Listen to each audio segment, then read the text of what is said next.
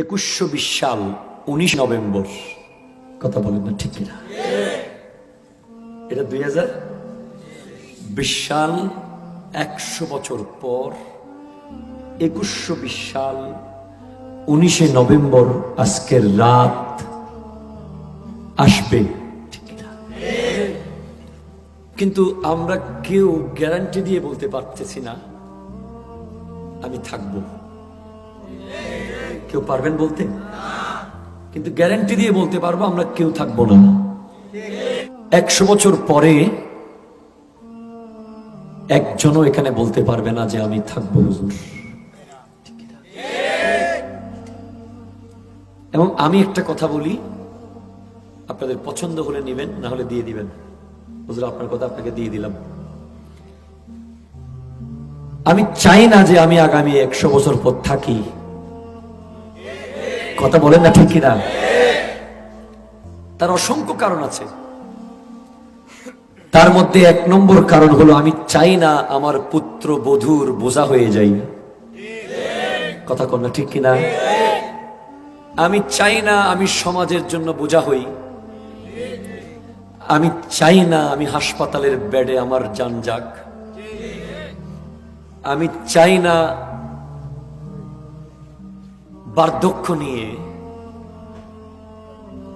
দুজন দুই পাশে আমাকে ধরবে, আমি হাঁটতে পারবো না, কিছুক্ষণ পর 1 বার 2 বার 3 বার বিরক্ত হয়ে যাবে। কথা বলেন না ঠিক না? আপনি খেয়াল করে দেখুন না, আপনার বৃদ্ধ দাদা যদি থাকে, দাদু যদি থাকে, তাকে আপনার দেখার টাইম নাই। সে কত আশা করে আপনি তার সাথে 5টা মিনিট বসে কথা বলবেন, কিন্তু আপনি পাত্তাই দিচ্ছেন না। তার সাথে 5 মিনিট বসার মতো টাইম আপনার নাই, কিন্তু অন্য একজন ব্যক্তি যে আপনার আত্মীয় স্বজন কিচ্ছু না, তার সাথে আপনি পুরো দিন কাটানোর টাইম আছে। কারণ ওই বৃদ্ধ দাদির কাছে আর কিছু পাওয়ার নাই, ওই দাদার কাছে আর কিছু পাওয়ার, বড় অসহায়। বাচ্চারাও এখন যেতে চায় না। দাদুর কাছে গেলে বলবে একটু ওষুধটা নিয়ে আয়, একটু পানটা দে, আবার খারাপ লাগবে একটু পানি দে, ওষুধ দে, তোর বাবাকে ডাক, তোর মাকে ডাক। এই বিষয়গুলো, ছোট ছোট বিষয়গুলো দাদু যখন বলে আমরা বিরক্ত হয়ে যাই, না এড়িয়ে চলি। দাদি এই রাস্তায় আছে, আমি অন্য রাস্তায় যাই। দাদা এই রুমে আছে, আমি অন্য রুমে যাই। কেউ এই মানুষগুলোর পাশে আর থাকে না। সেজন্য আমি আমার প্রত্যেকটা দোয়াতে বলি, মোনাজাতে, আল্লাহ আমার রু যদি আপনার কবজ করার ইচ্ছা হয়, আমাকে মসজিদের নামাজে দাঁড়ানো অবস্থায় নিয়ে যায়, অথবা রুকু অবস্থায় নিয়ে যায়েন, অথবা সিজদা অবস্থায় নিয়ে যায়েন। আমি হাসপাতালের বেডে কাতরাতে থাকবো, পালস দেখবে, হাতে প্লাগ মারবে, পায়ের রক দিয়ে পুশ করবে। এই কষ্ট আমরা চাই না, ঠিক কিনা? এটা তো বা দুনিয়াবি কষ্ট।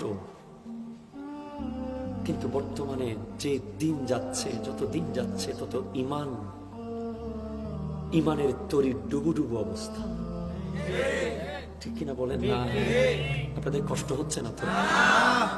ইমানের তরি ডুবু ডুবু অবস্থা। একটা ছোট্ট ফেসবুক আপনার ইমান নিয়ে যাচ্ছে। 1 কাপ চা খেতে খেতে আপনি ইমান দিয়ে দিয়েছেন।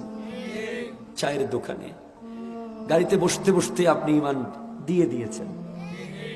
কখন যে কোন দিকে কোন চোর এসে আপনার ইমান নিয়ে যাচ্ছে, বড় কঠিন এখন ইমান ধরে রাখা।